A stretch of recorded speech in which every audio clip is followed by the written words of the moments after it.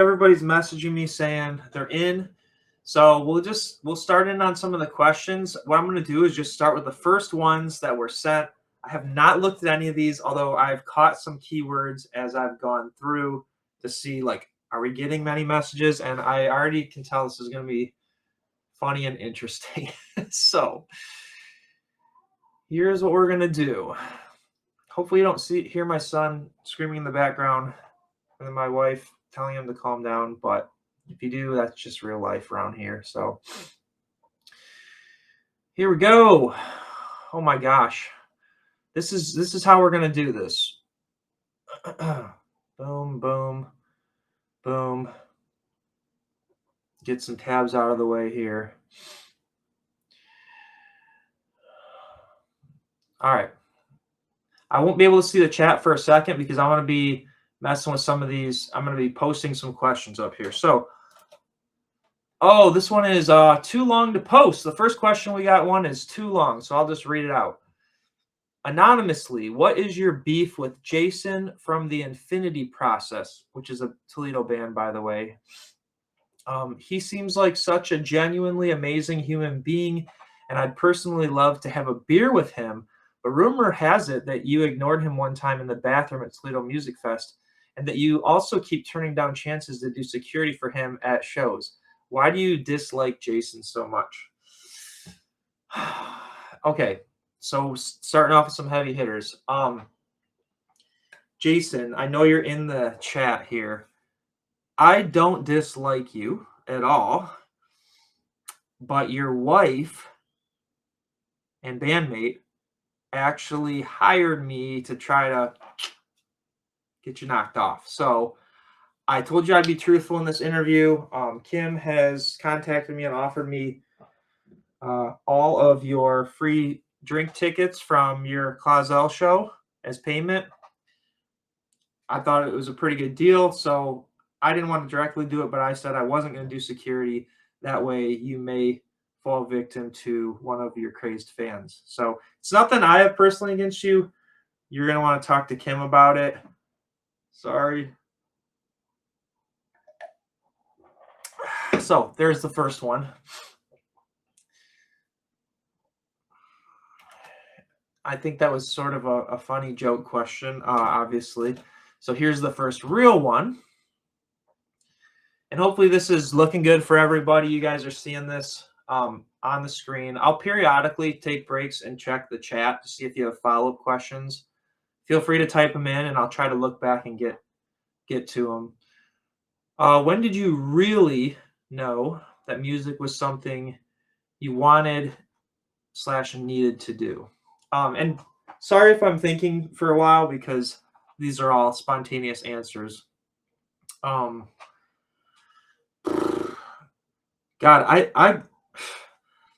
I know I fell in love with it before we even played our first show, me personally. Obviously, I can only answer for myself, but I know when we played our first show, I was like, let's see, 2002. Yeah, I was like 16 years old or something, and we got really spoiled. We got put on a really fun show, packed show at Frankie's, and it was a Saturday night. And I mean, people were cheering for us that had never met us, and we had never played in front of people other than a couple friends in the basement. And I feel like that moment of it wasn't just writing songs with your friends, and it wasn't just showing them to a couple of your friends. It was like getting to just be yourself and go nuts on stage. You weren't going to get in trouble for yelling. You weren't going to get in trouble for hitting things. You're hitting the drums. Like, nobody's going to tell you to turn it down. And I just got to say, that was addicting. And it wasn't like addicting, like, we're so sweet. It was just like, dude, I didn't know how many other people were so into this as I am and as my friends are. Crumb, my first band ever was with Crumb. Crumb is, I've been in a lot of bands over the years with a lot of different variations and lineups. But Crumb is the one person that I have never played a show without Crumb and I, anytime I've ever played a show or ever been on a stage to do a full show, Crumb's been there too. So shout out Crumb. My what do they call it? Like, I don't know. There's a fun little term about your day one, whatever. That's Crumb for me. So that's probably when I realized, like, oh, this is something special. I need to keep doing this. So that would answer that question. All right, so moving right along. This is I'm just copying and pasting these in here. And by the way, guys, if I'm not seeing a question you want to have answered, it's because I'm not looking at the chat, or I'm missing it. Feel free to text me. I'll try to check these as we go too. So, next question. Speak about the creative process. More specifically, when writing music, how do you handle disagreements with how and where the songs should go? Our creative process has changed over the years, and it depends on who's available at the time. I will say it's almost never the full band. It almost never has been in the past, and that's definitely not in Tropic Bombs. As far as writing goes, so maybe making adjustments for shows like live. Oh, we should do this. That would be fun. We've done some of that, but as far as writing songs, it typically just starts with a jam session, and it's usually like two of us. So early on in Tropic Bombs, it was typically John and myself. I'd be on the drums, John would be on guitar, and John would have a catchy riff, or I'd just have a beat that I was like jamming, and he'd start writing something. We'd take it and I'd be like, dude, keep playing that, and I'd try to figure out the details of how I'd want to play a drum beat to that. And if it felt good enough to keep playing, we'd go, hey, let's turn that into something, or at least try to. We know we like it enough. Do you have any other riffs, John, that would go with that? Sometimes he did, and sometimes he'd try to come up with them on the spot. Same process with Crumb. The later part of Tropic Bombs, the last few years, has been the same thing, but with Crumb and myself typically doing pretty much the same thing. So as far as, like, that's how we start the song, right? And we kind of write what we call the skeleton. So we won't worry about all the minute little details, the little pauses and stuff. We will take the parts and try to organize them. Like, all right, if that's what's that sound like to you? I feel like that's a verse. It's kind of high energy. It's not so catchy that it could be a chorus, and it's not like badass enough that it should end the song, but it's cool. We should do it a couple times and change it up a little. Maybe it's a verse. And then we'll go, now let's find, like, what's the chorus? What's like the hook that would go with that? And we'll try to write that. Not lyrically or anything, just musically. So once we have the verse and then we have a chorus to attach it to, we'll say, typically we need a fun way to move from the verse to the chorus, a transition, if you will. And that's what we call it, a pre-chorus. If you actually listen to our songs, we do end up unintentionally following kind of a similar format for a lot of them. So there's not tons of disagreement on what should go where. In the past, I mean, there have been disagreements, but like I wouldn't even they were never like arguments or anything creatively. I feel like John, Crumb, and I were always the main writers, no matter what iteration of the band was going on. And I feel like we just have done this for so long together that we respect each other enough to say, like, we trust each other. So if John's like, dude, I don't know, I feel like I can write something better, even if I really like it, I'm like, all right, well, don't totally take it off the table, but like, let's see what else you got. Same with Crumb. Crumb would probably agree that he's like, Crumb comes up with these amazing riffs, in my opinion, and then he'll be like, oh, I was just messing around. I don't know. And I'm always kind of like pushing him, like, dude, no. I can see where that's going. Like, my engineering brain sees where we could take that. Let's keep working with it. And usually Crumb's like, oh, okay. He's not like But if Crumb was like, I hate that riff, which he doesn't ever really do, I'm not gonna force him to play it. Um, so I'm gonna peer back through chat here because I could go on about that forever. Let's see where we got here. Some other questions. Let's see, because I know I saw some follow-ups in there. Let's see if this works.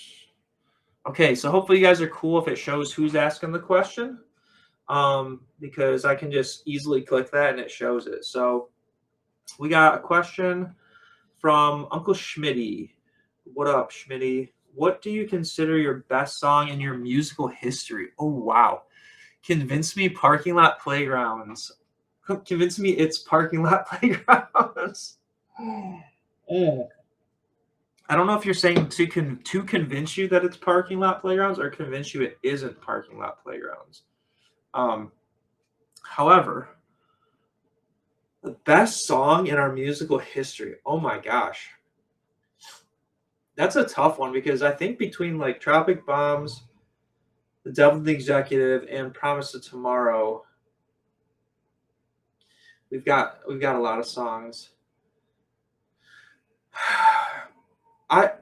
I guess like best is obviously there's different categories of best, but I'm just gonna go out and say I gotta say Assassins is definitely one of the strongest, one of the best on several levels. So first of all, it's like a 7-minute epic, which maybe that's too long for some people, but I remember John and I wrote that one entirely because we weren't even a full band yet, and that's kind of what like launched uh, Tropic Bombs into actually being a real band. In fact, Schmitty, I know I always tell you this, but I give you credit for us actually turning it into a real band and playing shows because I remember I was showing you that song and we were in the parking lot of not parking lot playgrounds, but we were in the parking lot of that bowling place on Secor. And you were like, "So are you guys gonna play shows?" And I'm like, "Oh man, I think we're past all that. Like, haven't thought about that. And we're only two people, but we just wanted to make the coolest song possible. Like that's the only time we set out to go. Let's make the coolest song possible with just two of us. It was actually I felt like when we made that, like typically we're pretty careful about would we be able to do this live?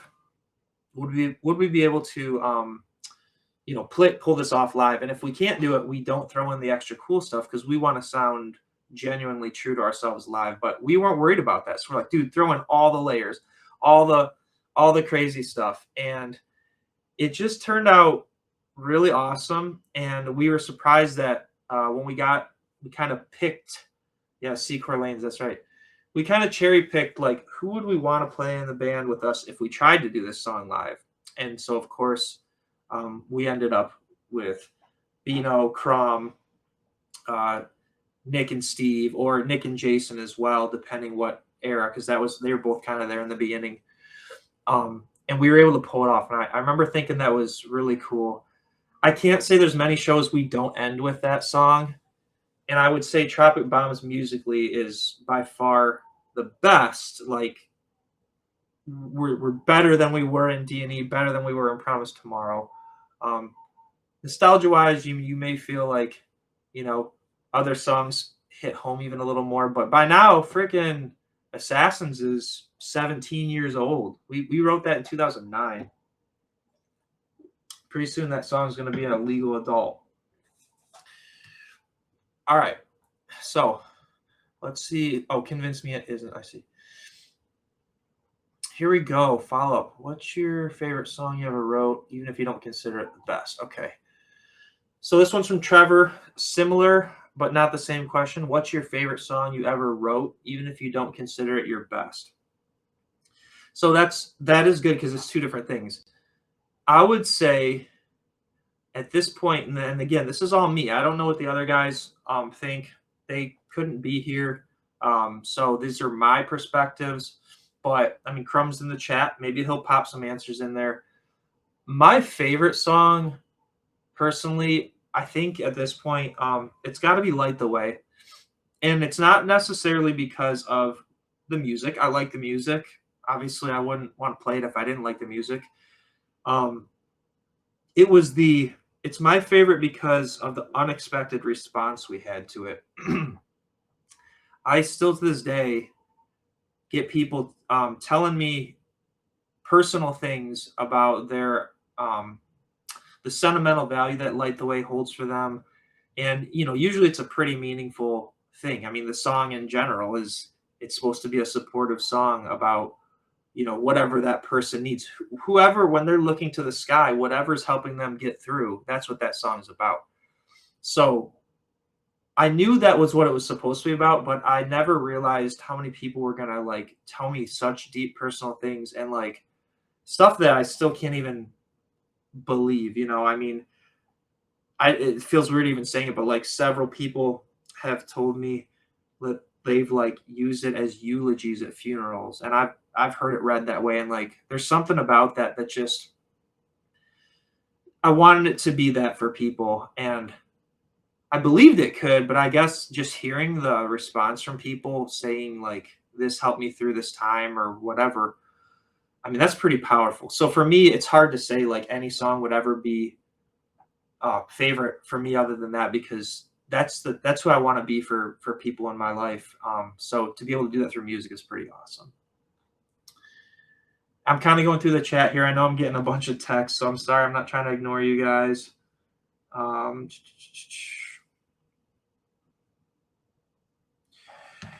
Andy Moore. I'm gonna answer one from Andy Moore because he's unable to chat in here. So what was the riff you talked him into that almost didn't make the cut?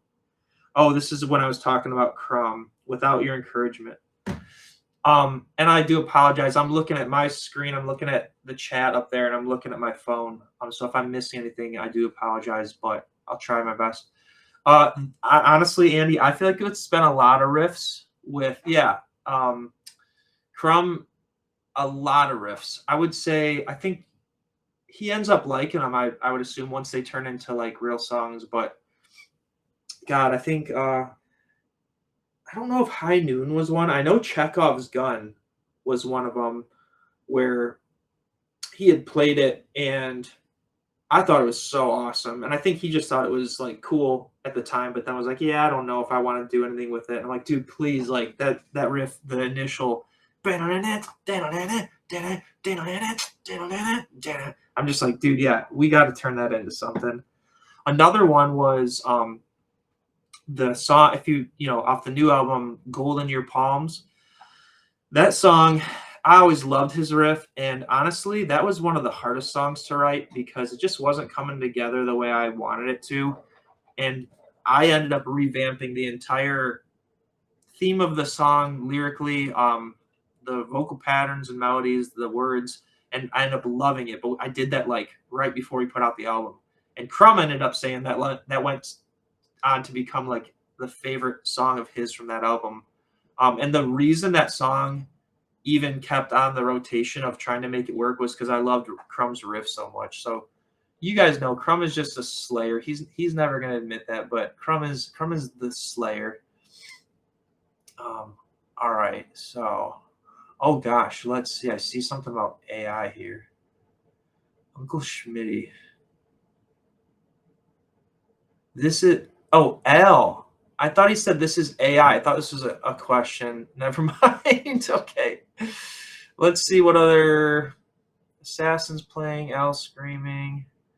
Oh, this is just a fun fact I'll show for you guys. Things change live. Like some of the pauses and like in Assassins, when we would do like ba-da-ba-doo, ba-da-ba-doo, ba-da-ba-ba-ba-burn, and we do the trade-offs, the burn screams. If you listen to the album version and then you listen to what we do live, like we ended up adding the big like pause where it's like burn, burn, burn, burn, burn, burn, burn. We'll make sure it burns. And that was not on the album. It wasn't intentionally added live. I actually remember we made a mistake on stage and one of us stopped playing or something happened, or it was something, I dropped the microphone, but we accidentally stopped and people just kept chanting it. And we were like, we all looked around on stage like, holy shit, this is cool. And we kind of did this thing where we kind of looked around. We had to look at each other to know, like, when are we going to come back in and finish this? And we played long enough together that we have that chemistry, and we knew we could feel when everyone was going to jump back in, and it turned into the coolest thing.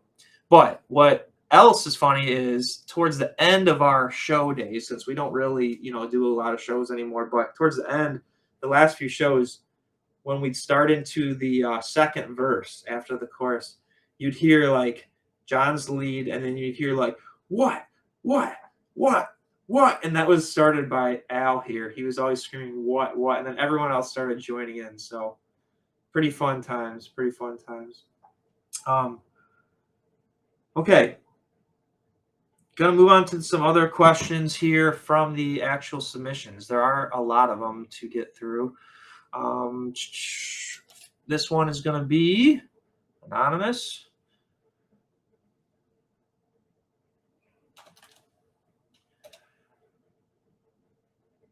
Favorite memory from performing? Again, there are so many awesome ones. It's hard to pinpoint it.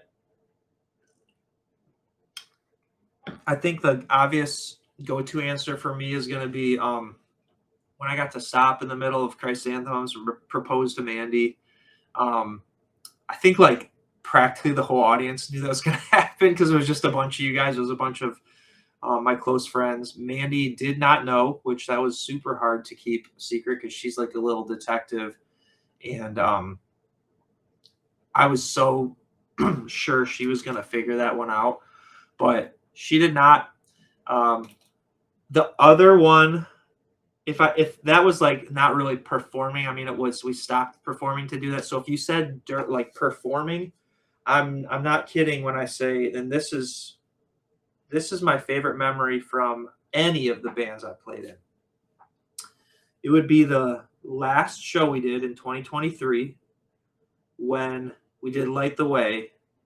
And I know that the crowd is usually like great with singing certain parts, but it was a unanticipated response. I mean, everybody that pulled out their flashlights, and I remember I had to grab my phone and take a picture from the stage because it was so awesome. I would have shown you the picture if I had to look through these ahead of time. There's a really cool picture of it. I don't know right where it is, but it's really cool. Everybody was singing Light the Way, and I thought it was the coolest, most impactful response we probably ever had at a show. And I remember like even the band talking about it, like, holy hell, that was something else. And I remember Andy Moore was standing there.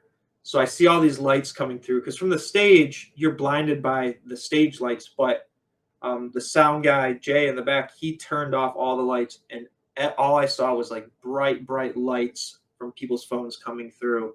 And then I see the silhouette of Andy Moore, probably the tallest dude in the venue. I can't even do it, but he's standing doing like the heart.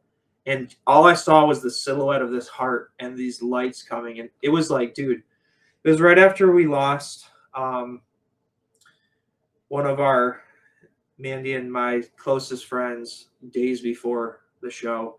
And actually, it was supposed to be that moment was supposed to be a dedication to another friend we had lost. And we had all talked about this ahead of time. And then we lost another friend days before the show that was actually supposed to go with Mandy to the show for her birthday. So it was a really rough time, actually. And that moment meant a lot to me personally.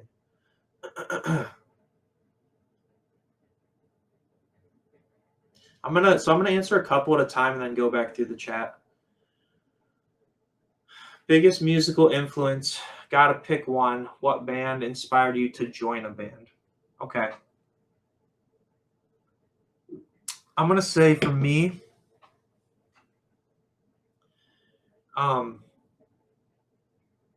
it's gotta be Thrice. Because I know I always say Thrice and He Is Legend are my two favorite bands, and that's true. But Thrice I've been listening to for so long. I've watched them grow from like punk rock and kids since I was a punk rocking kid, all the way up through, like, they're still releasing incredible albums. Not that he is legend isn't, but like their growth and trajectory is super, super cool. And they inspire me so much. I think Dustin has got to be my favorite lyricist of all time. Um, he's just great. So I remember he was like inspirational when I was trying to find my voice as a singer. Riley, their drummer, was one of the three people that inspired me as a drummer. The other two were Chad Sexton from 311 and Abe Cunningham from Deftones. So three very different styles, and that's where I got my blend of my playing style. So Thrice would be my answer. And then what band inspired me to join a band? Honestly, seeing they were a local band. Some of you probably heard of them. It was Hearsay at the time, or Hearsay TAO. I was a sixth grader, and I saw this other sixth grade dude that I just met, because, you know, you go to middle school and you're no longer in elementary school. So you're meeting these new people. And there was this dude that just looked cool. I found out he was a good drummer, and then I found out he played in a band with his older brother. And so this was Steve Lublin. Went to go see them, and I think Crumb and I went, and it was like, dude, we were just like, Crumb, you probably remember this. We were just blown away, like, holy shit, dude. I remember us being like, we're gonna do shows like this. Like, we're gonna headline a show one day at Frankie's, is what we said. We're like, one time in our life, we got a headline. Well, our first goal was to open for Hearsay, which we ended up doing at our second show ever. So we needed a new goal, and our goal was one day we're gonna headline a show at Frankie's.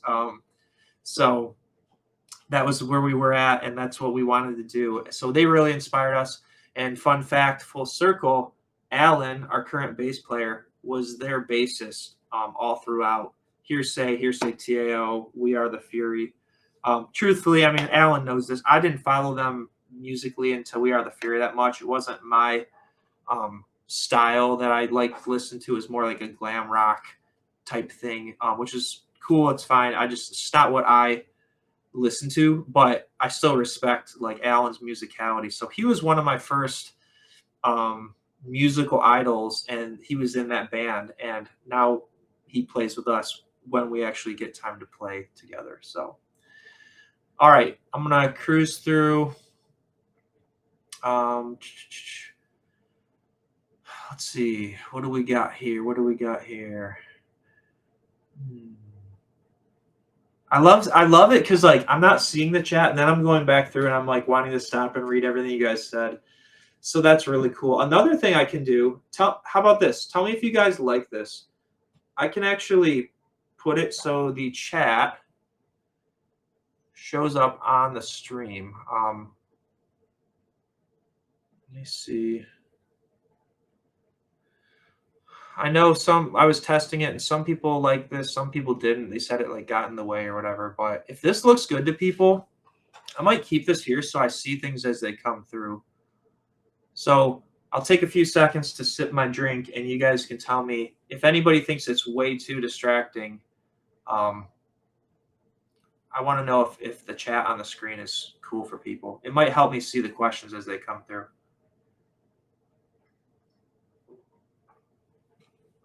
Yeah, that the accident of Assassins was so awesome. And okay, cool. I'm gonna keep the chat up. Sweet guys, thank you. So another one from Trevor. I'm just kind of going through in the order they came through. What's the best advice you've ever received in regards to music or production? Shit. That's a good question, man. That's a good question. I can't give you like I can't give you exactly word for word what was said, but I think you'll appreciate this too, Trevor, because you'll know who I'm talking about. So for those of you that don't know, when I got out of high school, first thing we did immediately was we toured with Promise of Tomorrow that summer. that was, oh my God, there are so many stories from that 3 weeks. I think I had more adventures in that 3 weeks than ever. And so we'll talk about some of those. But as soon as we got back from tour, um, I immediately left to go to recording school in Chillicothe, Ohio, small town in southern Ohio. And I wanted to learn how to record. And I remember, dude, the people there that were teaching were just such geniuses, just such geniuses. Um, they were like, they had all worked on major albums like Metallica's Black Album. They had like 311, I think, music. The album music was on the wall. Like they had plaques on the wall for everything they'd done. And here they are teaching in Chillicothe, Ohio. Um, and what I remember the most is just, and honestly, this has been in a lot of ways in my life. I'm too hard on myself, and I'm too much of a perfectionist. Like I like to know what I'm doing before I jump in. So the joke was like when I was a kid, my brother, a lot of you guys know my brother, crazy, crazy adventurous dude. We'd get a new video game for Christmas, and I'd want to read through the manual, the whole thing before we played. So I had to make sure like I knew what we were doing, and I didn't want to screw anything up. And he was like, "Let's just go." So that's how I would operate in a lot of my life. I'd overthink, I'd over prepare, I'd overanalyze everything. And a lot of times I let myself veer away from things I could have been really good at because I was scared that I wasn't going to be good enough, or that I didn't know the right way to do them. And I got there and I see all these geniuses that have done all these amazing things, right? And this is the place where I finally was like, holy shit, there's not a right way. There's not a right way. You are a musician. You are a human being with ears. And you can find a way because you're creative, and unorthodox is okay. And this is the best advice I received, was basically watching them. How do they take something unorthodox and make it work? So two of my favorite stories there is, I remember we were recording a metal band in school, 4 grades, and we just couldn't. The metal band, the drum kit they brought kind of sucked, and I don't know. With metal, you want like a really punchy, clicky kick drum, so it's not even supposed to sound like a big boom. It's supposed to be like. So we tried different kick drums and different mic combinations, and nothing was working. So I remember one of the instructors was like, "All right, hold on," and he went and got a big fat yellow book, phone book, and a cinder block, because we're also in the middle of like nowhere. So he just had this shit laying around, duct taped them together, and mic'd it up. And it was the best sounding kick drum for metal I've ever heard. And the band was super happy. And we're all like, holy shit, like you don't need a $700 kick drum or a $10,000 kick mic, because the mic he used was cheap too. And it's just like, you just have to be creative and try different things. The other thing was, we needed this big like roaring intro effect for this this song. And yeah, we had like sample CDs of sounds and stuff. And this other instructor's like, no, he's like, get a bunch of the longest cables we have, run them up outside and into the alleyway at the school. And he's like, I'm going to be back in 10 minutes, but set up a bunch of mics, high mics, low mics, close mics, far mics, put them all over the alley. So we're like, what the hell's going on? And we're standing. This guy was also crazy. He was like a communications expert in the military that had gone a little cuckoo, but dude, super great engineer. Leaves, comes back 10 minutes later, roaring up on this Harley. And he drove it into the alley, and he's like, go hit record. And he let he revved his engine in the alley, and the sound waves were bouncing all over. And we're recording these through all different mics and everything. And dude, it was the coolest thing. And it was like, none of this is orthodox. None of this is the right way, the way that you're supposed to, cut 3 hertz at or cut 3 decibels at 50 hertz if you want this punchy sound. Like, there's guidelines, but really what you should use is your brain and your ears. So that's the best advice I ever got musically, was be creative and take risks and do it your own way. And who cares if it's the smart way or the perfect way? Um, just do it and have fun with it, and it'll turn out great. So that was a long-winded answer, as mine typically are for that, but that was a good question. All right, so let's see. We got some. This is why the bomb squad thing is cool, because I'm kind of like going with your questions over the ones that were submitted, but there was like 45 questions submitted. So yes, Aaron, I remember Hearsay playing high school field day and Once Over's first band, which was Half Empty. God, I loved it. All right, here we go. Gonna click one from Aaron, since I know, Aaron, you can't stick around too long.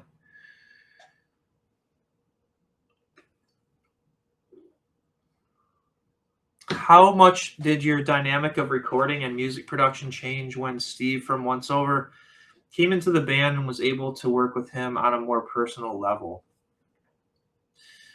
Hold on a second. I gotta do something here. This is that can be gone.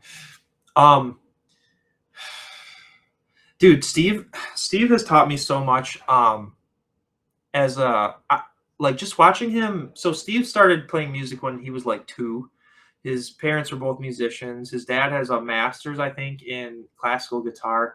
Just a very musical family. His brother Paul's in Once Over with him, and Star Sleeper and all that. So when we had Steve like mixing and mastering our stuff early on, before we were even a full band, and just watching him was like, dude, that's so cool. I mean, he's the whole reason I went to recording workshop in Chillicothe. And he had gone there, and he came home and in a home studio made like a bunch of badass songs and albums. And I was like, dude can drum, dude can sing, dude can record. Like, these are all the things like I wish I could do better. And I was having fun with it. So music is one area I don't overthink. So the dynamic had changed a lot because I just learned a ton from him. I try not to like. He and I definitely have different approaches and different styles. And over the years, like as I grew, we would have. I guess if there was any sort of disagreements in the band, it would be between Steve and me, and it would be like more on a what should it sound like level. And usually it's like it's my vision, since I'm one of the songwriters, and he was going more with like what he would do as an engineer with Once Over or something. But I thought it sounds good, but that's not really our style. So there was some back and forth there in a cordial way. And we both learned from each other, which was really cool. Eventually he ended up picking up things from me. In fact, in a song off White Raven, I believe, from Once Over, he actually pays tribute to Block the Sun in one of their songs. If you listen real carefully in the lyrics, he will actually say the words "Block the Sun." He said he did that as a tribute to like us and being in a band with us, our great times. And he and I have had some of the best musical conversations ever. So I learned a ton from him, and then over time he would tell me he learned from me, which was crazy to hear because I felt like you learned from me, you know. But I really respect that dude on every single level. Still love working with him, even though he's not really like playing with us. There's just he's so good at what he does. Funny fact with that, and Aaron, I think you'll know this too. So I don't know if you remember, but so everybody who doesn't know, Aaron Taylor here, Zodiac plays, good long time friend of mine in the bands. He was like our original merch dude before Trevor and Stanley were the merch dudes. And Aaron would be, dude, he was just always like there for us, like whatever we needed. And shows are chaos. Shows you're trying to talk to everybody, but you're trying to like, I'm trying to arrange the money and do all this and move the equipment around and manage time and just enjoy myself. And Aaron would be the dude to like come up and get me if somebody needed me for something, and I didn't know it. So I'd be in the middle of a conversation, and this would happen pretty much every single show. And Aaron, I don't know if you ever witnessed this or if you were just like, you told me, hey, Steve needs you, but pretty much like almost every single show, Aaron would come up to me about like 10 minutes before we'd go on, and he'd be like, hey, Steve's looking for you, or like, Steve needs you. And I'm like, okay. And I always knew where to find Steve. Steve was always like hiding backstage, right? And people would honestly give him a hard time. They're like, oh, Steve's so cool, he can't come out and talk to anybody. Which I understand how it looked that way. And honestly, at times I wondered that too, if he was just like, I'm like, are you even having fun? And later I learned it was a lot of like, nerves and anxiety and stuff. And he wasn't trying to be a dick. He just was like really nervous. um, He'd kind of compensate by like acting like he wasn't, but he was really nervous. Whereas like this is the one area in my life where I just never get nervous playing shows, recording. I don't know why. I wish my other areas of my life were like that, but it's just what it is. But anyway, I'd go back there, and Steve was like, I'd go back, and he'd be like, hey. And he's like nervously tinkering with all the drums and stuff that doesn't even need to be messed with. And he's like, are you ready? And I'm like, yes. And he's like, are you nervous? And I'm like, no. Every single show, that was our ritual. He'd ask if I was ready. I'd say, yeah. He'd ask if I was nervous. I'd say no. And then he'd tell me how nervous he is. And then I'd calm him down and be like, dude, it's going to be good. And it always was. The only time that I did say yes, I was nervous, was the first time we played with He Is Legend. He's like, are you ready? I'm like, yeah. He's like, are you nervous? I'm like, yeah.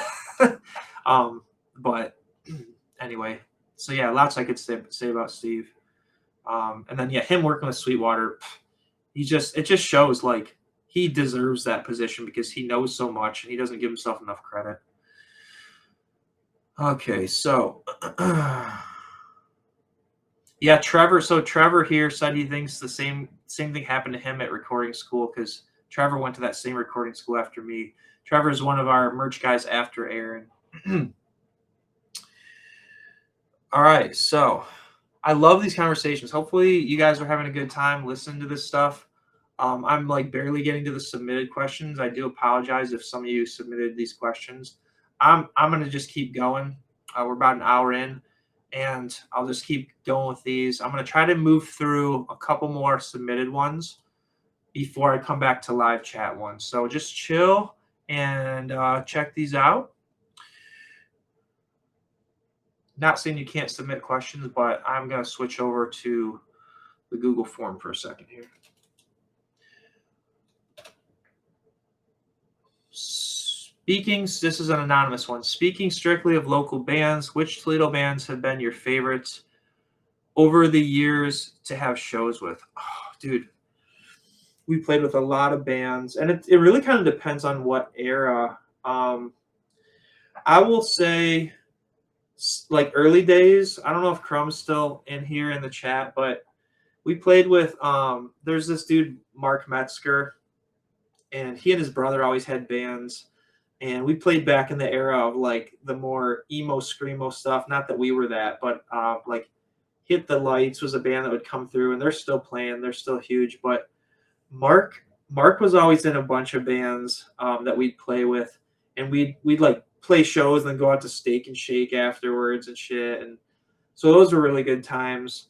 Obviously, it was always fun playing with Once Over, Star Sleeper, not only because we shared members, but like, dude, just their music and their production quality is just so good. They put so much into that whole thing. And by the way, like, Steve doesn't tell people this either, but like Steve does so much of that writing. Like, he doesn't just write vocals, or he wasn't just the drummer. Like, he wrote tons of the guitar and stuff in Once Over.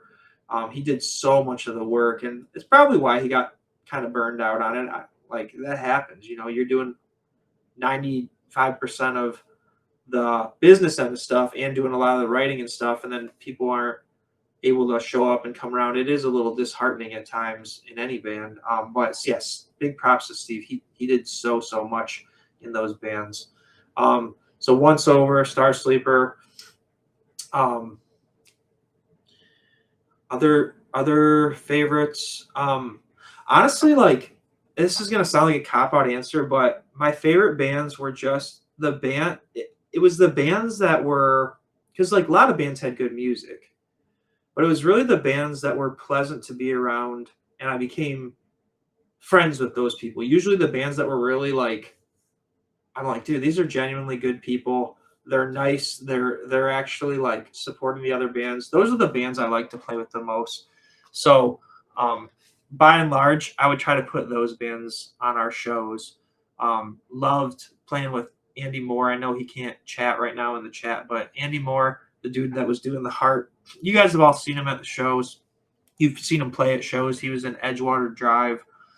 He was in Dream Repair. So that was always like we put them on a lot of shows, or if they asked us to play a show, we would do it because they're just good dudes, and all of them are good dudes. But I got especially close with Andy. Love that dude to death. Heroes Revival, Brandon Dugan, like my high school buddy who was always playing guitar but never really like doing shows or in bands. And then a few years back, he was like, dude, well, probably like 10 years ago now, he was like, I'm doing a band, like I think we want to start playing shows. And I remember being like, we should put him on one of our shows because he was supporting us since Promise of Tomorrow. So Heroes Revival, they were really cool. They were heavy, like they were solid for a 3-piece band. It sounded like more than that. So many bands I could name. Let's see. This is a follow up of that question. Is by the same person. It's pretty much the same answer, but I'll say it anyway. If you were ever to have another show, which Toledo bands would you want to have on the show? Same thing. I want my buddies bands that are like friendly, cool, nice. So one band that we didn't get to play with that I would like to play with is the Infinity Process. That's Jason Tingley, his wife Kim, who I was joking about her trying to have him off. Obviously, that's not true to my knowledge.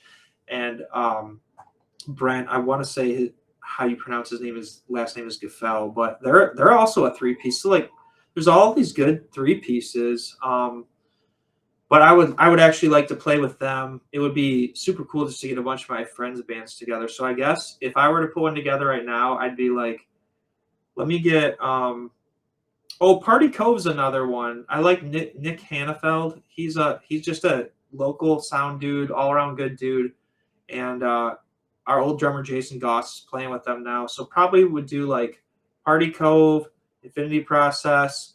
If Andy could get like Dream Repair or just any variation of like those dudes together. Yeah, that would be sweet. And then Brandon Dugan, Heroes Revival. That would probably be the most fun lineup. Let's see. Aaron's talking about bands I didn't like play with. I think I got some questions about what bands didn't I like playing with. I will get to some of that. Night Atlas, I love you too, buddy.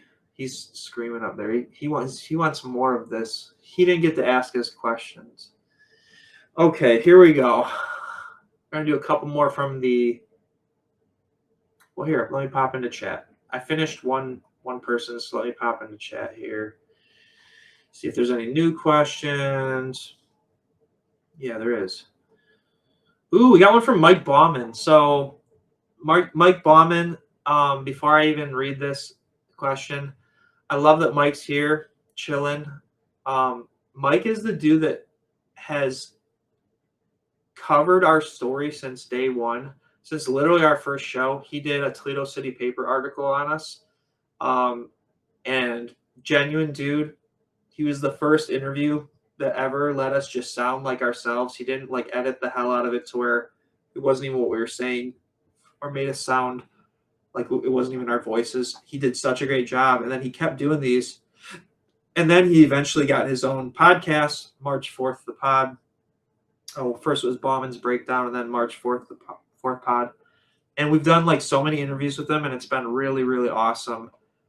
Mike's I don't want to say the only interview I've ever been happy with, but like if I had unlimited money and could just hire someone to like document us as we went, it would be Mike 100%. So, Mike, glad you're here, bud. What's been one of the more rewarding aspects of the journey with Tropic Bomb's sound, given that it started as kind of a happy accident with John's distortion? One of the more rewarding aspects of the journey. Okay. I think just that it happened unexpectedly. And I'm not just talking about that riff happened unexpectedly. And what he's referring to is that Assassins was actually an accident. The entire sound of Tropic Bombs, the whole idea of a heavy reggae was an accident where John and I were jamming after a long hiatus of playing. Like we weren't in a band together, we were just jamming. And John was playing a reggae riff and um, I was playing a beat and then or no, he was playing a heavy riff, and then he went to go do a reggae riff, but he forgot to click off his distortion pedal, or he missed it or something. So it sounded like really heavy reggae, which was like unheard of. And I jokingly, being a smartass, started doing like double bass. And that's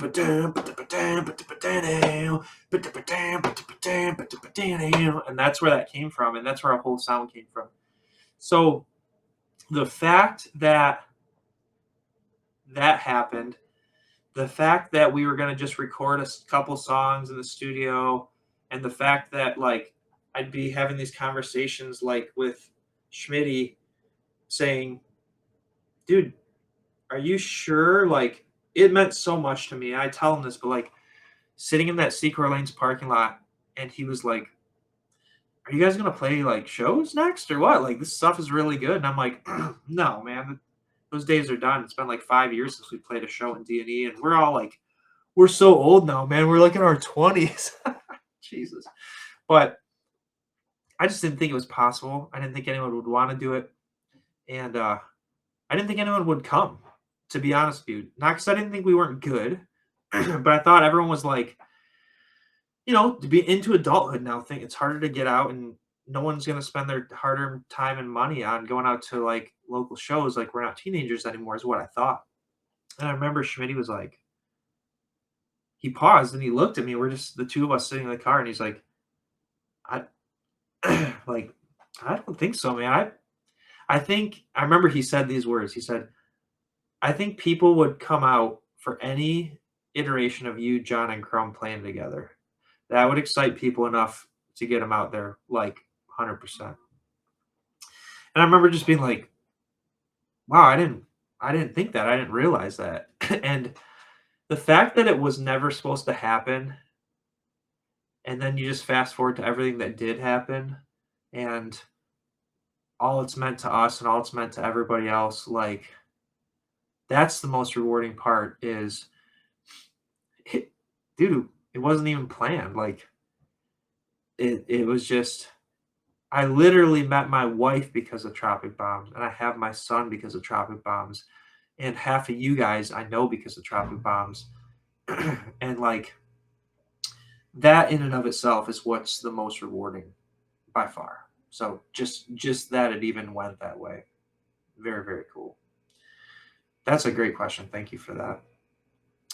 Let me pop in some of these other ones. This is a silly question. It'll take 5 seconds to answer, but I got to do it because I know who sent this. This is going to be... sorry, I have to delete the old ones out, and it takes me a second. Will you ever release a Christmas album? No.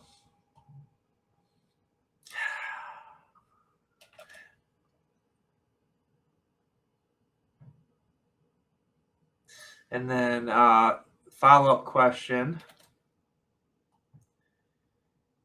Oops. Don't you think people would love some Tropic Bombs Christmas songs? Probably totally unrelated questions, right? I know this is from my buddy Thomas, who's a physical therapist. Super awesome guy. Always supports our music, but he loves Christmas music. And whenever I'm working with him at Bay Park Hospital, he'd be like, "Oh, come on, man! Can't you guys do some Christmas songs? Do a Christmas album?" So that's like a little inside joke. But if you want me to answer that seriously, I will. Yeah, I'll never be doing a Christmas album. I don't think. But never say never. I mean, dude, get on the reindeer, get on the fucking reindeer. Um, but yeah, no. Oh, and then the last one here from Thomas, obviously, is pretty funny. This is for Ryan specifically. Do you hate Santa?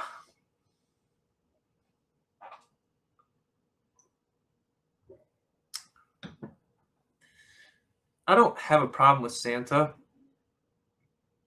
but I really tend to find myself aligning more with Krampus.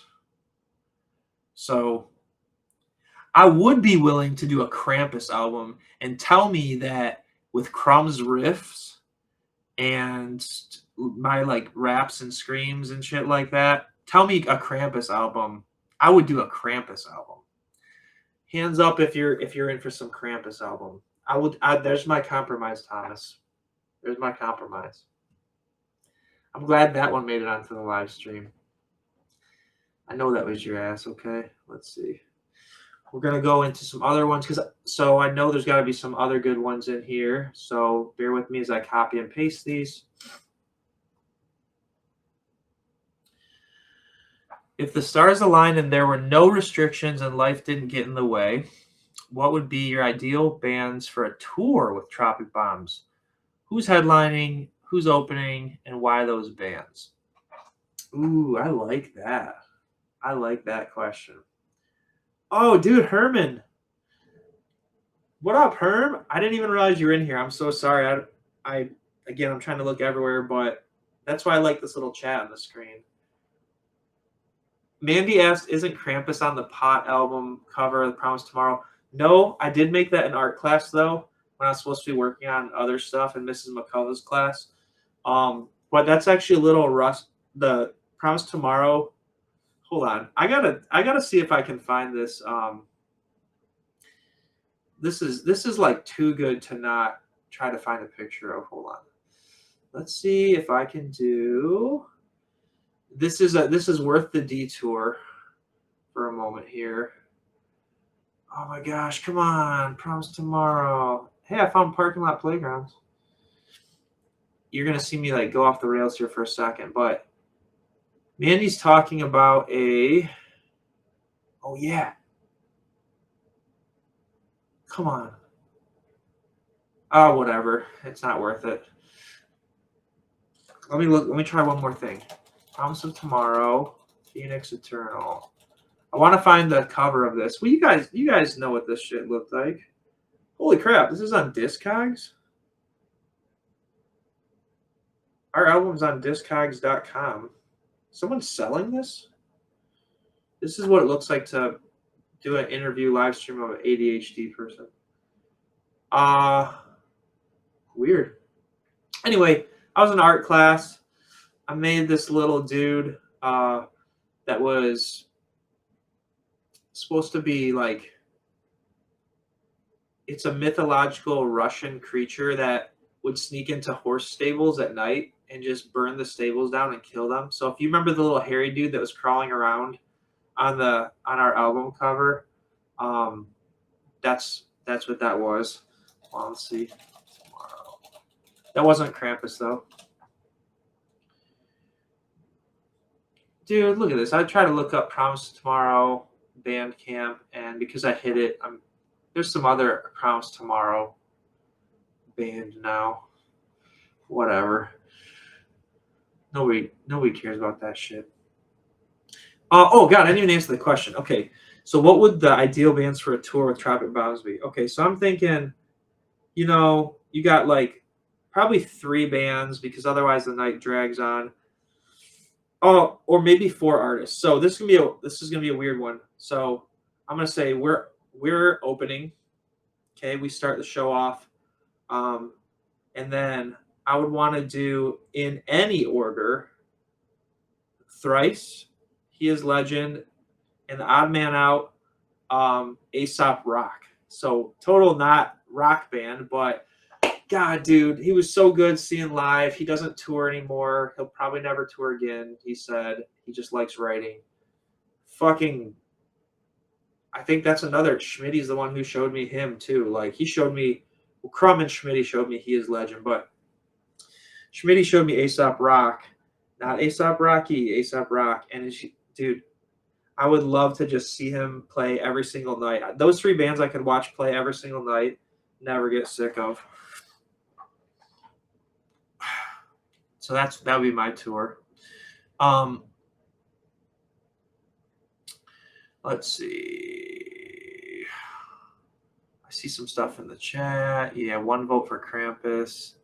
Yeah, Mrs. McCullough, she was always pissed at me. I was a little shit. Yeah, I don't know who's scalping pot albums, dude. Who freaking knows? So that was a good question. I'm gonna keep going with some of these. And in a second here, hopefully you guys are still with me. And hopefully you guys can chill for a while. I think this thing records for like 2 hours. We'll probably run out of time, but I'm chilling. You guys are chilling. I do have some fun little special things for the Bomb Squad. If you miss them, it's no big deal, but I got a couple ideas that I think would be sort of fun here.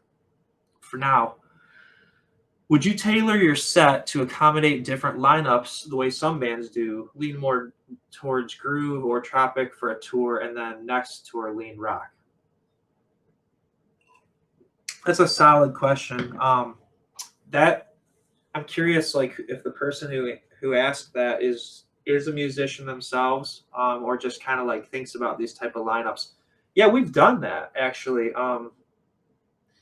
So we end up, because of our eclectic mix of styles, and I know a lot of bands say that, but like, come on, man, we really do have like, you listen to Light the Way and Fall of Rain, like, and then pop another couple songs in there, you're like, this is the same band. Wow.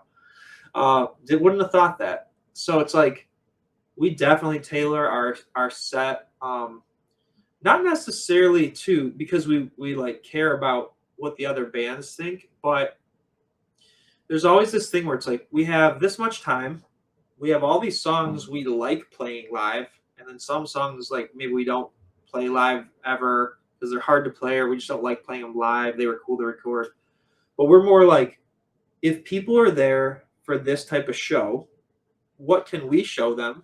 It's not like exactly like these other bands, but what might they like? So if we're playing with Iration and Ballyhoo and all these like Tropodelic, all these reggae rock bands, like yeah, we're gonna be heavy. We're gonna be heavier than all those bands. We're still gonna be ourselves, but we're gonna throw in more of our like upstrokey reggae songs for sure, because it just makes more sense. The crowd, it's how you get them in, right? And then yeah, if we're playing metal shows or whatever, like we can hang with that too. Like we're gonna play a Fall of Rain. We're gonna play a bunch of stuff off the new album, like Pliskin. Probably we're gonna open with that shit. And even if we're still gonna probably play Assassins, and even though it's like reggae, like I don't care how heavy the show is, like we're gonna do that ending of Assassins, and it's gonna be loud and it's gonna be heavy, and it's cool because it's like heavy in standard E tuning, which is a different sound. So yeah, we definitely tailor it. Um, have a good night, Aaron. Thanks for stopping by, bud. All right, let me finish up. Ooh, here we go. We'll see. What I'm gonna do here is I'm gonna pop this question up on the screen. This one is specifically for John and Crumb. Now, John didn't come to this. I think he's doing family stuff, but this is for Crumb. If Crumb's still hanging, I don't know if he'll be able to type in here at all or want to, but it says it's for John and Crumb. So we're gonna try it. No pressure, Crumb, but I think we should at least throw this up there. And what it was, let me try to do this. We're gonna put it in the chat real quick, see if that's easier. We're gonna put it in the chat, and then I'm gonna show it. John and Crumb, through all the iterations of the bands you've collaborated in, Oh, it did it twice. Sorry, guys. How has writing your parts changed? Example, did you guys just bounce ideas back and forth prior, whereas now you maybe come in with a riff and a specific melody in mind for the second guitar? So just kind of asking how that works. I don't know if he's in here paying attention, if he's gonna be able to type it, but I'm gonna be honest with you, I gotta pee and refill my drink. So I was ready to take a couple minutes to run upstairs real quick anyway. Um, so this would be a good time for like, people to do whatever, but I'm gonna see if Crumb's here, if he feels like typing something in the chat. Maybe he can give us a little insight. I know what I've seen, but I'd rather Crumb get to answer this from his perspective. And by the way, like I love that Crumb's here. Again, Crumb is not like the biggest interview type dude. Totally fine, I get that. But when he said like, "Yeah, I'm gonna hang out with you guys in the chat," like that meant a lot to me, and I know it means a lot to you guys. So Crumb for the win. I'll be back in a few minutes. We'll see if Crumb answers. If not, we'll just move on.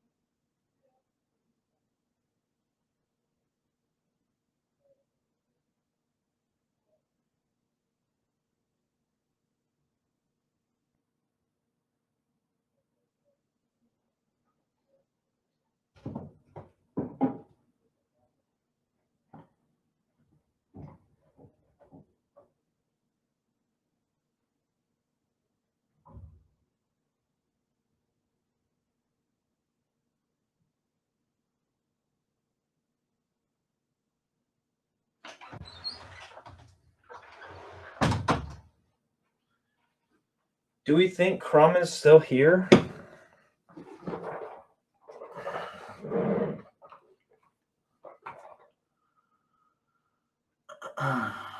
If not, I'm just going to take a moment to queue up some other questions.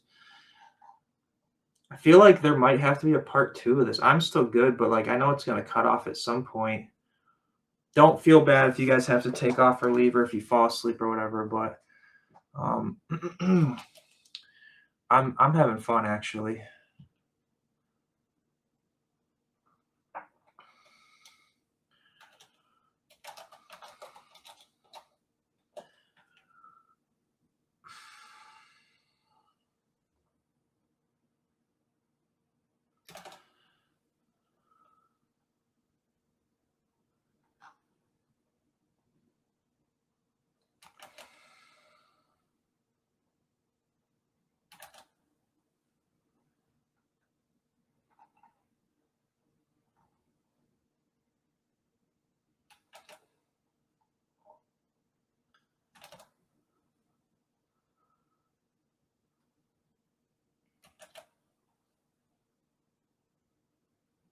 I'm queuing up like 5 questions in a row so that I can just go through and answer them smoothly. I think I'll take little breaks like that. I think Crumb has left the building, which is fine. We know Crumb loves us. We know Crumb's probably playing video games in his new townhouse. So we're just gonna keep going.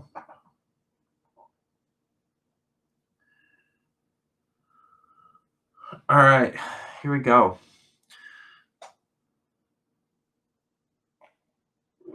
Over the years of being a band, quote unquote, with core members, I don't know if we're not a band or what, with core members always for the most part being Lion, John, and Crumb, what years or section of time did you mesh the best music wise, aka the most cohesive together? Music wise,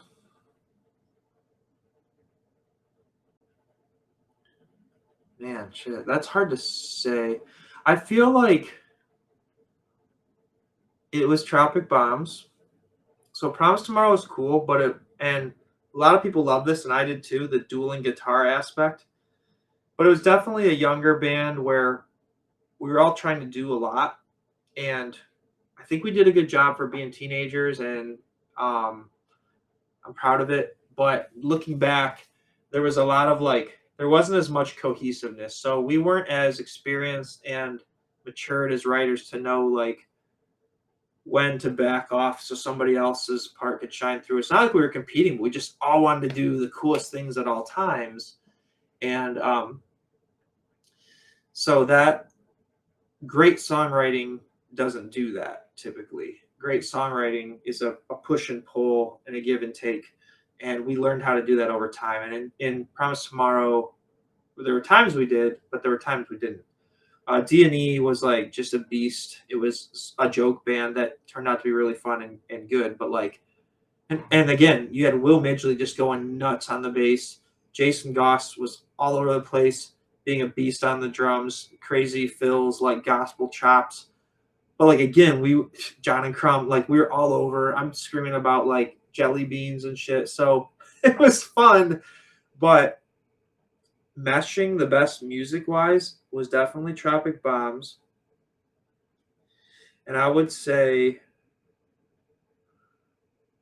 I always tell people, and I guess I'd say this musically too, the current lineup that we have, even though we barely get to play together, like if you were to sit down our current lineup, it's the best lineup we've had as far as like knowing how to do those things, the give and take, the push and pull. So I think that is what makes bands mesh musically. So like on this album, the fact that we were able to do this entire last album, Escape from Bomber Bay, without ever being together, writing all together in a room is honestly like kind of miraculous. You can't do that if you don't all have a good solid gauge on like um, when it's your time to kick it into full gear versus when it's your time to like lay back and chill. So I'd say honestly this album or this lineup, which would be I'd consider the current lineup to be me, John Crumb, and Alan. Not that I didn't enjoy the other lineups, but I think cohesive, like meshing, knowing how and when to do what. It's us now. It's a shame, but this is how life goes that we don't really play shows as much anymore because like, dude, like this lineup is just it's the best musically we've ever been for sure, 100%. Um, was this a follow up here? See if I can. Yeah. Let me do this follow up one here from Trevor. I know you said at the album release, Escape from Bomber Bay was very different creatively than previous albums, singles, EPs. How heavily did the creative process differ? Were there things you liked about creating the Escape from Bomber Bay versus other releases, things you disliked?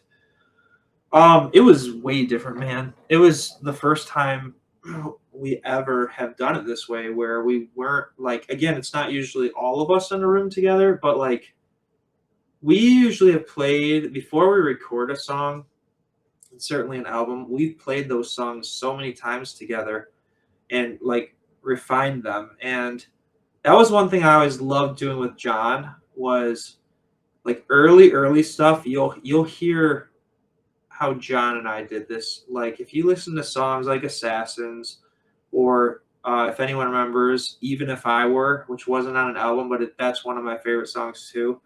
Fun fact: when we all got together, or like me, Crumb, and Steve, just for fun, like in February, we jokingly said we should try to play that, and we actually played it like really well. We haven't played that in over a decade. It was really fun. But anyway, we would do so many little syncopated hits and stuff, and that was John and I's style. So we'd be like in the chorus, like, and anyone who's a musician is gonna understand this because we sit and this is how we communicate. But we'd be like, did it, did it, did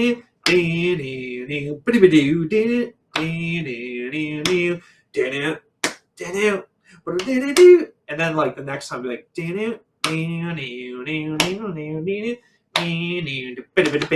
like every little snare hit lined up with his little chickas, and sometimes songs call for that. Sometimes they don't. It can be a little too particular, but um, we didn't have the chance to do that with the later releases because we didn't have as much time to get together. John came in and added stuff that to what was already there. Crumb and I, we were very consistently writing together, but we don't do as much of that. Crumb's a thrasher, like a crushing guitar driving dude, and like we have so much fun that like literally Crumb, for as like reserved as he can be, he'll be like, "Oh, dude, yeah, I don't know, like, yeah, we can jam." Like, yeah, I don't know. He'll be so reserved, and then by the end of literally just me and him playing in the basement, he is headbanging, and so am I. And it's not because I mean we just feel it. So that was consistent, but it was so different. I could go on forever about that. I think if you ever get a chance, read through like the album, like extra information and liner notes and stuff, because I talk about that a lot. It was just so different. I think I prefer the other way. I mean, it's so much harder to do it the way we did for Escape from Bomber Bay, especially because we were still toying with the idea or trying to figure out if we are going to play live. So like one thing, we didn't have Crumb add any second layers of guitar, which like that's where a lot of the depth of songs comes from, is when you go like, all right, we got the skeleton, we got the guitar, the bass, the drums, some vocals. Could we add like a deeper layer of a second guitar or whatever? We didn't do it. One, because Crumb didn't really want to, but like two, and the song sounded good without it, but like we had to make sure of that. Two, like we wanted to be sure we could do this live. If we get a really good offer and everybody's like, yeah, actually, let's do another show. We wanted to make sure we could do that and not have feel like this missing things. So that was a really unique challenge, and I can't say I loved it. I didn't dislike the process of writing this, but it's so much easier when everybody is putting the time in to get together. Like when life was simpler, um, you have, and if you ask Steve, like, why was this album from Once Over so good, or Star Sleep or whatever, and it's always the same answer, which is you had 4 or 5 people that are all getting together regularly and dedicating their time and mental energy to trying to create this art. Whereas like in later years, if it was 95% Steve, he's having to do it all himself, and you get burnt out. If it's just me and Crumb and no one else has time to show up, uh, it's going to be sound like me and Crumb, which that's a good sound, but you get burnt out. So I definitely prefer when everybody was able to get together, dedicate more time, um, things like that. All right, let me jump back here. Over the decades you've been playing, how many people genuinely enjoy the music you as a band put out versus are just supporting you because of who you all are relationship wise, be it family, friends, other artists, etc.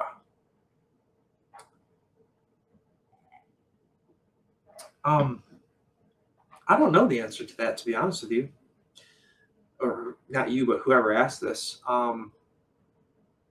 I think we have probably a mix. We probably have. I guess I would say you guys tell me. I mean, this is something I wanted to do anyway to kind of break this up a little bit. Not break it up, but like I wanted to kind of do something a little interactive with you, which was I thought it'd be fun to actually ask you guys some questions and have you type it into chat. Um, that's like a bomb squad specific thing I wanted to do. So like, well, you don't have to tell me like, oh, I don't really like the music. I'm just your friend. I mean, if you want to say that, that's fine. I feel like the people that are in this group genuinely do like the music. I mean, I also feel like I'm close to all of you too. So maybe you like the music, but you feel more deeply connected to it because we're such good friends, and that's fine. That's awesome. It's actually beautiful.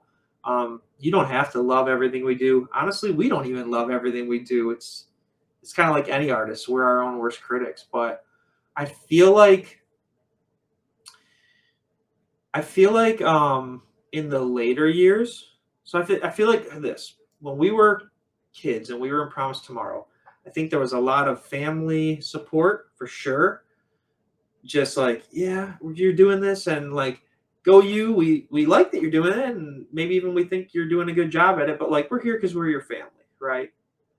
I think as time goes on and people got older and busier and had kids and lives and families and careers and moved away and stuff, the people that are still listening and supporting and everything, which from our last show, it's like, shit, man, people still were coming out in droves, and it really was like, it's an honor.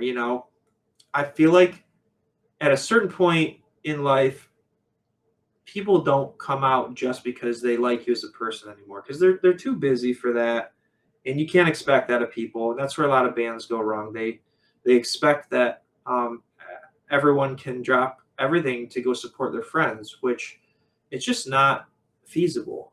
And I think we have built a community, but I genuinely think that 90+% of the people that are there because they do really like the music.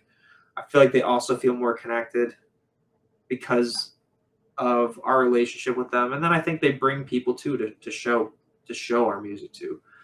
Um, but yeah, I'm gonna see what some of you guys say here. I'll even add like Bino, when Bino was in the band, he he was not like, our style of music was not his typical thing he would play. And I remember at times even being like, do you even like what we're doing? Like, because sometimes, his effort levels at different times in the band were kind of like, dude, do you even want to be in the band anymore? Which like we'd occasionally have to get together and all ask each other like, hey, who still wants to do this? Because like sometimes it's like pulling teeth, and we get that, but it's frustrating. And people stayed if they wanted, and they left if they didn't. Or if eventually got bad enough, we'd like be like, hey, this isn't working. Like, you gotta go. Didn't want to do that, but that's what it would come to sometimes. Um, but even like Bino would be like, I don't dislike our music. It's not what I would normally choose to play, but I love being a part of it because of the passion and energy that you put into it and the other guys put into it and the fans. And like kind of one of the reasons I wish that they would have been able to be here is I'm the one that hears the good feedback from people. I see people's excitement. I get the messages. I see the bomb squad. They don't see that stuff unless we're playing shows. They see people having fun at shows, and then that's it until the next show. So people aren't texting Chrome telling him how awesome the music is, or texting John, or like it's few and far between. Just because like I'm the main communication line, so you guys are what keeps me going. You guys are why even though it gets harder and harder, why I still like try to do it and love doing it. Um, I think for the other guys, it's harder because life has taken over, and they've done a lot of what they wanted to do. They've done tours and music videos and all this stuff, and without that like constant interaction with people that are really energizing you, like it is easy to be like, this was cool and I'm glad we did it, but like I'm not too inspired to do it anymore. So I wish they could have seen some of these answers. Maybe they'll go back and watch it. If they didn't come to this, then I kind of doubt they will. But it is what it is, and it's been that way for like several years. They'll do their part in writing the music, but like you guys notice I'm the one doing this type of stuff. So I mean, I'm gonna go back through and just like check some of the chat because it's cool. I do want to know this stuff. You know, I hope you guys don't mind. I'm gonna just put these up here so it's easier to read. Both for me, I remember you telling me about Anderson's days of you playing with John, and I dug it. But then our relationship grew over the years because of it. Yeah, you were one of the first people to hear Assassins. Um, Mandy, yeah, this is totally what I'm saying. At this point, your friends and family would have to be very dedicated if they don't like the music. Yeah, first couple shows maybe, but like you're not going to keep repeatedly coming out. Now, I think there are some people that buy the album just to support it that don't like necessarily know our music or listen to us that much. I still so appreciate that. But those people are not the ones coming out to the shows. The people that are out at the shows, I think they want to be there for a variety of reasons. It's a hard question. Locally, a lot of music is word of mouth, so a friend of a friend of a friend is going to get you there. I wouldn't know you guys without Stan. Yeah. Um, Jason. I listen to the music in spite of the whole hired hitman bathroom snuff thing. So that speaks to how good the tunes are. Thanks, man. Herman, I love this story. Started as neighbors, became friends, then fell in love with the music y'all make. I absolutely now think of you, your family, and the band as family. Same back at you, man. Um, Stanley's in the house, man. Um, I don't know if it, I think we miss. I wanted to say happy birthday to you. Last week was your birthday, I believe. So happy belated birthday. I was like, we're not doing the live stream on his birthday weekend because Stanley's got to be here. Everyone say hey to Stanley. Stanley and Trevor, they're also in the game. If you haven't come across their card yet while playing, they're a companion because they were our second round of merch dudes after Aaron had to take off. Great merch dudes. All right, so getting back into these questions here. So what I'm gonna do is this. It's gonna record for like 13 more minutes. I'll just get through what I can, and then we'll just keep going, man. Anyone that wants to, we'll just keep going. I think after it stops recording, I wanna ask you guys some questions because I do want to hear from you. So in like 13 minutes or so, I'm gonna pop some questions out there. But for now, if you, Lion, could start another band right now and you're 13 years old again, would you still want to play with John and Crumb? 100%, absolutely. Those dudes, I feel like so fortunate that I found and met, and that's actually a big reason that I haven't done like other bands because people are like, well, why don't you just do other bands? If you want to play shows so bad and no one can play shows or wants to play shows, it's just so hard. Like I have that chemistry with them. Like I don't want to. I appreciate other musicians, but I don't want to stop playing with John or Crumb. It always comes back to us somehow. Crumb and I have been in a band together. We started our first band 25 years ago. Holy shit. So yeah, 100%. Would never change that. Would never change that. Stanley. I'm gonna let you just I'm gonna let you interject here. 100 duck-sized horses or one horse-sized duck. I don't know if you're asking who would win in a fight, who I'd rather have as a pet. Like it's not. You might have to work on your question format. I'm I'm gonna go with who would win in a fight there: 100 duck-sized horses or one horse-sized duck. Dude, I gotta say, power in numbers. I think the sheer like duck-sized horses running around neighing at that high-pitched frequency, 100 of them, is just gonna spook that horse-sized duck. Even though I don't know if ducks can be spooked, but like then again, a horse-sized duck is pretty terrifying. But I gotta go with the power in numbers. They could climb up that motherfucker, jump all over his back, gouge his eyes out, whip him with their little miniature tails, do some miniature hoof kicks. He's fucking done for, in my opinion. Out of all the members through the years, Lion, who do you wish were still part of / want in the band if possible? Oh man, that's a good one. I would say so. Everybody had their time and place in this band. Every single member contributed something to varying degrees, and those timelines were different for each person. Some people were in the band for 1 year or less. Some people were in the band for 8 years or whatever. Every single person contributed their piece and helped us do what we were doing at the time. That being said, everybody that is no longer in the band, there's a reason for that. And whether that was their choice and their, needing to be out for time's sake or whatever they had going on, which, is a lot of the case, but not always.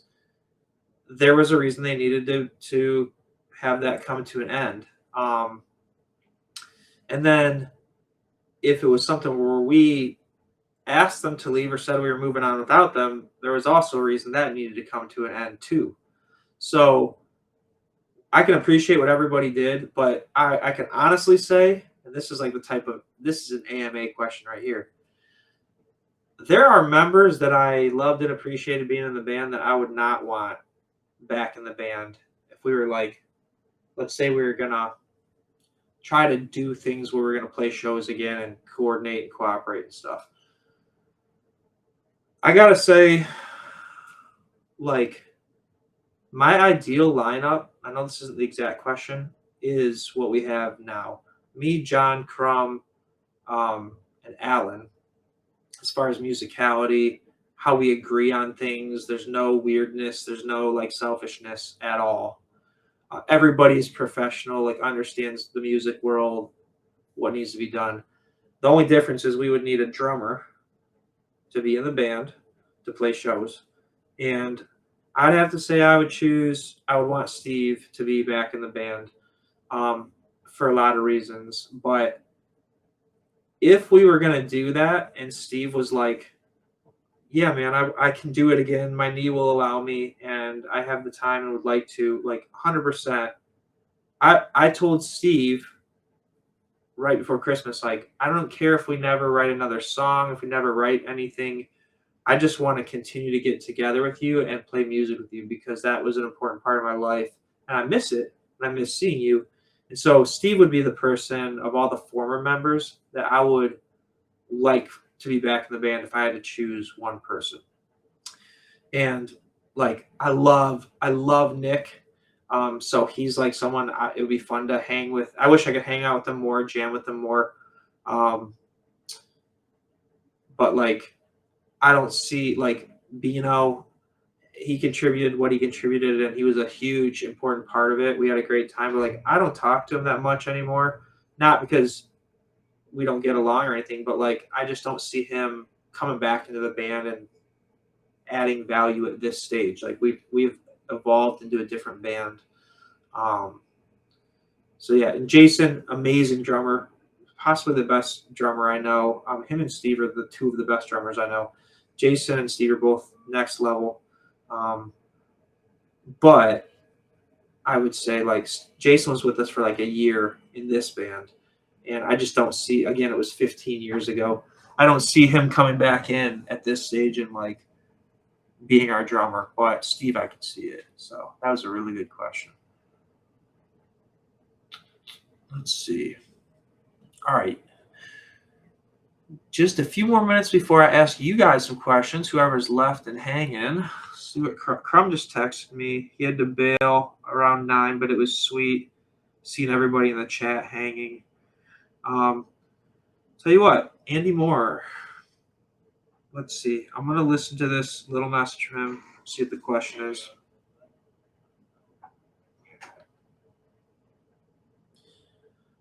Sorry, I want to give Andy a chance to ask some questions. So,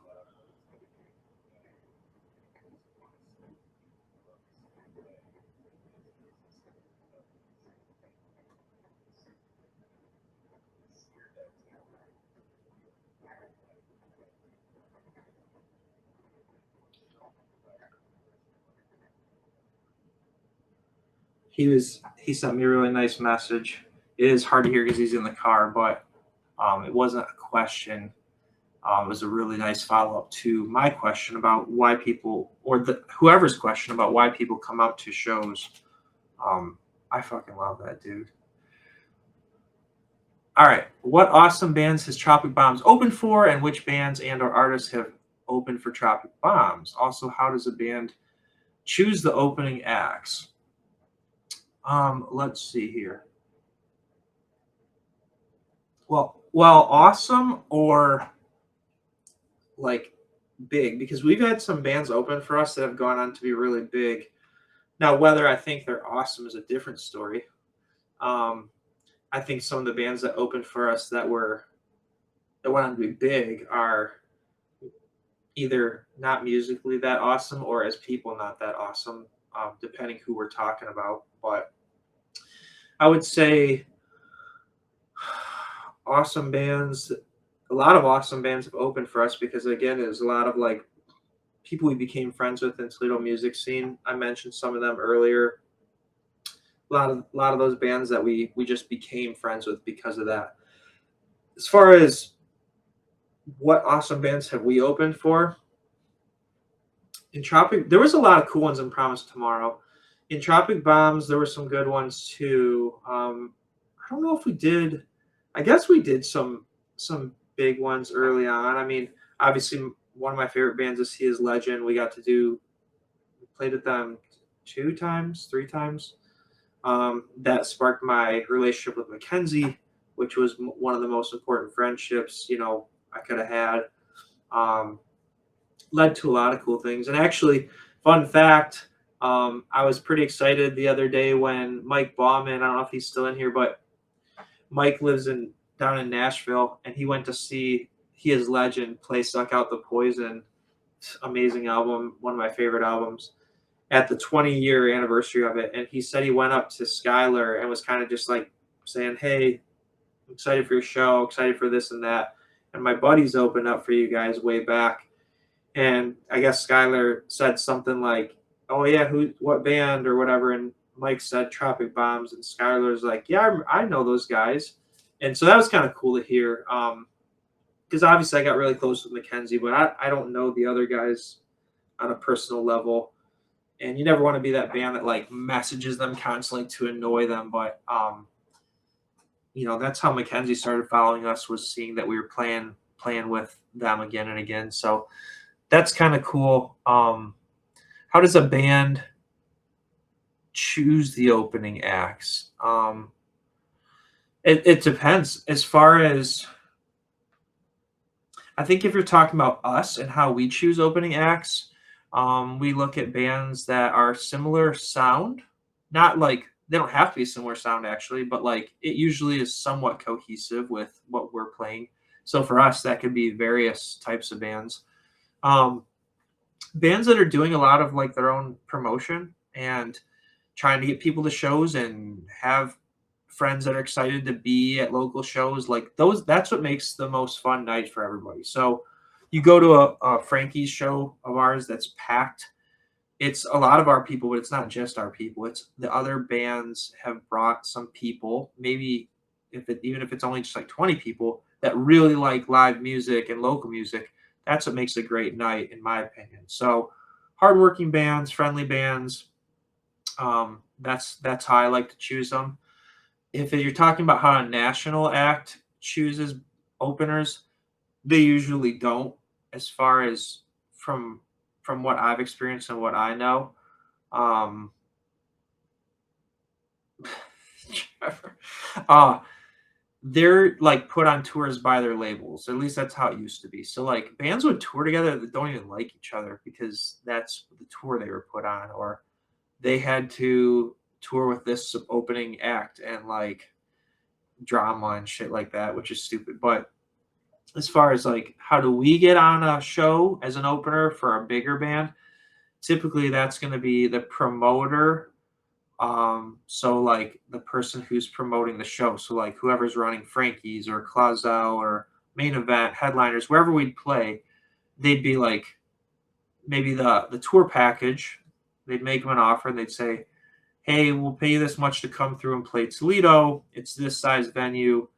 Um, we could put an opener on there or two or whatever. So sometimes the national bands will allow for one or two opening bands, and then the promoters just pick what bands fit the best or what bands they know are going to bring people.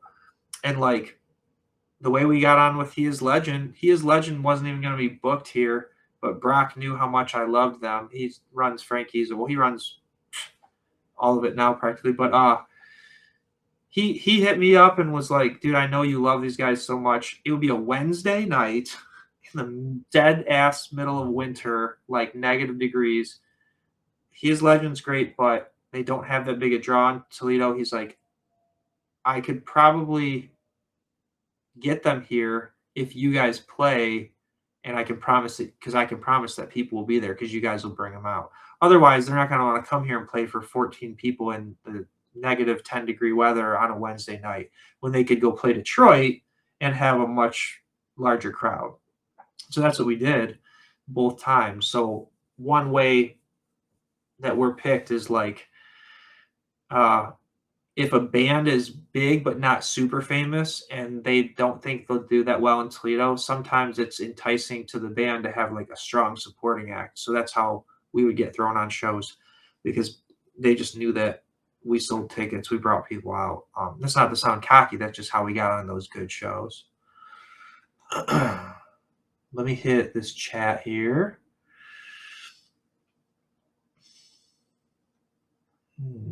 Trevor always wants to know this. Every few years, I swear, Trevor throws this in. Please put the rest to these three questions. Does pineapple belong on pizza? How is that word pronounced? And is a hot dog technically a sandwich, submarine or otherwise? Man, people are going to disagree with me here. I think I've come to terms with the fact that pineapple can be very good on pizza. Now, does it belong on pizza with every type with every other topping? No, but like there's lots of variations I've had with pineapple on it. That's solid. So I'm definitely not a. I used to think like no way, but yeah, I think pineapple's a valid choice. It belongs on pizza. Like don't Pluto it and kick it out. You know, like the planets did. Just leave it on there as an option. I say GIF. I think technically I read somewhere it's supposed to be GIF, but that's stupid to me because everybody said GIF, and guess what? If everybody said GIF, then it's fucking GIF. Just like ain't ended up in the dictionary because that's what everybody said. So you got to roll with the times. Sorry. Is a hot dog technically a sandwich, a submarine, or otherwise? I don't think it's a sandwich or a submarine. I think it's its own entity. It's a hot dog. I'm just gonna leave that at that. I'm gonna do this one from Stanley, and then I'm gonna ask you guys some questions. Okay. What was the biggest crowd you ever played for? So me personally, the biggest crowd I ever played for was our first show in the Devlin Executive, which also happened to be the first show I ever did vocals from or on because I was a drummer before. And dude, it was like 2,000 people. Your first show as a singer should not be in front of 2,000 people. Um, Especially considering like it was kind of a joke band, and the reason for that was I wanted to get good at singing and learn how to sing, but I wasn't yet. And I thought, well, maybe if I don't take myself too seriously, nobody else, people won't be too hard on me because they'll be like, oh, they're just like messing around, which we were. But it was my way of being like, people won't expect too much if I'm singing about like roast beef and shit like that. So uh, it was less pressure, and I was all amped, dude. I was like, let's go. There's some videos of this on YouTube, and there's pictures of it. Dude, it was at Headliner's main stage for, it wasn't a music festival. It wasn't Toledo Music Festival. It was like the homegrown, like 106.5 big radio show. It was awesome. It was fucking crazy. Hot dog is a glizzy. What the fuck does that mean? I love that. All right, so we're gonna transition here. God, there were so many questions and I didn't get to so many. Like, I can always keep going later, but I might have to do a part 2 and just record it, put it out there. I want